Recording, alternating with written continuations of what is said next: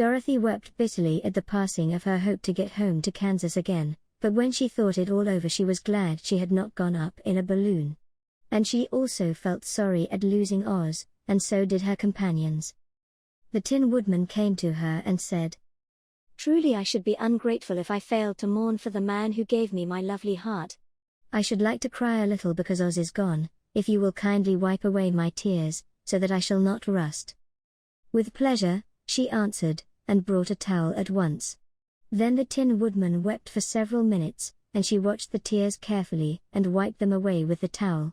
When he had finished, he thanked her kindly and oiled himself thoroughly with his jeweled oil can, to guard against mishap. The Scarecrow was now the ruler of the Emerald City, and although he was not a wizard the people were proud of him. "For," they said, "there is not another city in all the world that is ruled by a stuffed man." And, so far as they knew, they were quite right. The morning after the balloon had gone up with Oz, the four travelers met in the throne room and talked matters over. The Scarecrow sat in the big throne and the others stood respectfully before him. "We are not so unlucky," said the new ruler, "for this palace and the Emerald City belong to us, and we can do just as we please. When I remember that a short time ago I was up on a pole in a farmer's cornfield, and that now I am the ruler of this beautiful city, I am quite satisfied with my lot." "I also," said the Tin Woodman, "am well pleased with my new heart, and, really, that was the only thing I wished in all the world. For my part, I am content in knowing I am as brave as any beast that ever lived, if not braver," said the Lion modestly. "If Dorothy would only be contented to live in the Emerald City," continued the Scarecrow, "we might all be happy together." "But I don't want to live here," cried Dorothy. "I want to go to Kansas, and live with Aunt Em and Uncle Henry." "Well, then, what can be done?" inquired the Woodman. The Scarecrow decided to think, and he thought so hard that the pins and needles began to stick out of his brains. Finally he said, "Why not call the winged monkeys, and ask them to carry you over the desert?" "I never thought of that," said Dorothy joyfully. "It's just the thing. I'll go at once for the golden cap." When she brought it into the throne room she spoke the magic words, and soon the band of winged monkeys flew in through the open window and stood beside her. "This is the second time you have called us," said the Monkey King, bowing before the little girl. "What do you wish?" "I want you to fly with me to Kansas," said Dorothy. But the Monkey King shook his head. "That cannot be done," he said. "We belong to this country alone, and cannot leave it.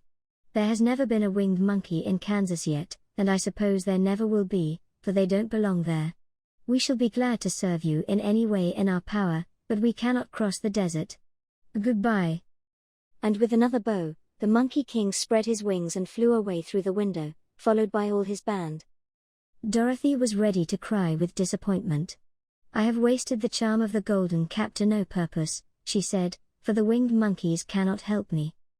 "It is certainly too bad," said the tender-hearted Woodman. The Scarecrow was thinking again, and his head bulged out so horribly that Dorothy feared it would burst. "Let us call in the soldier with the green whiskers," he said, "and ask his advice." So the soldier was summoned and entered the throne room timidly, for while Oz was alive he never was allowed to come farther than the door. "This little girl," said the Scarecrow to the soldier, "wishes to cross the desert. How can she do so?" "I cannot tell," answered the soldier, "for nobody has ever crossed the desert, unless it is Oz himself." "Is there no one who can help me?" asked Dorothy earnestly.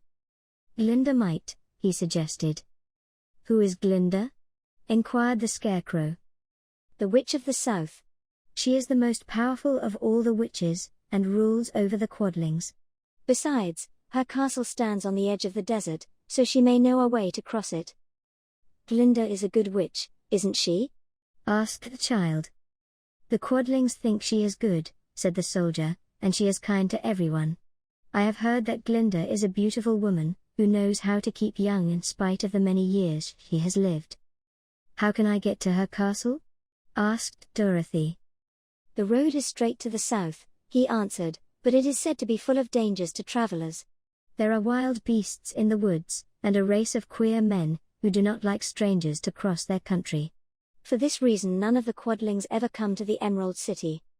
The soldier then left them and the Scarecrow said, "It seems, in spite of dangers, that the best thing Dorothy can do is to travel to the land of the South and ask Glinda to help her.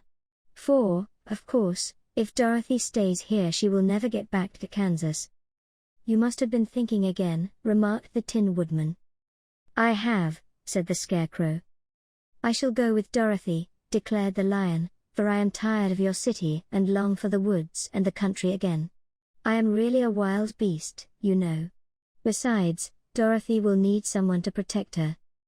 That is true, agreed the Woodman. My axe may be of service to her, so I also will go with her to the land of the South. When shall we start? Asked the Scarecrow. Are you going? They asked, in surprise. Certainly. If it wasn't for Dorothy I should never have had brains.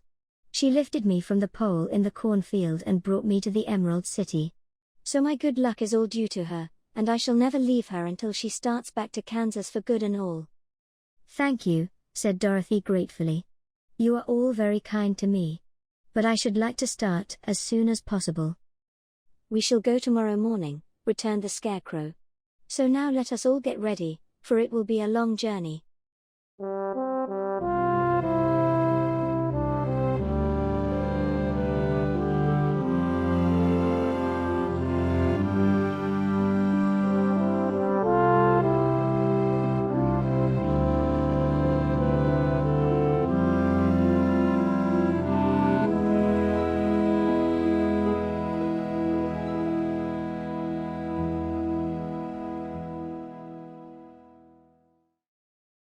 Please subscribe.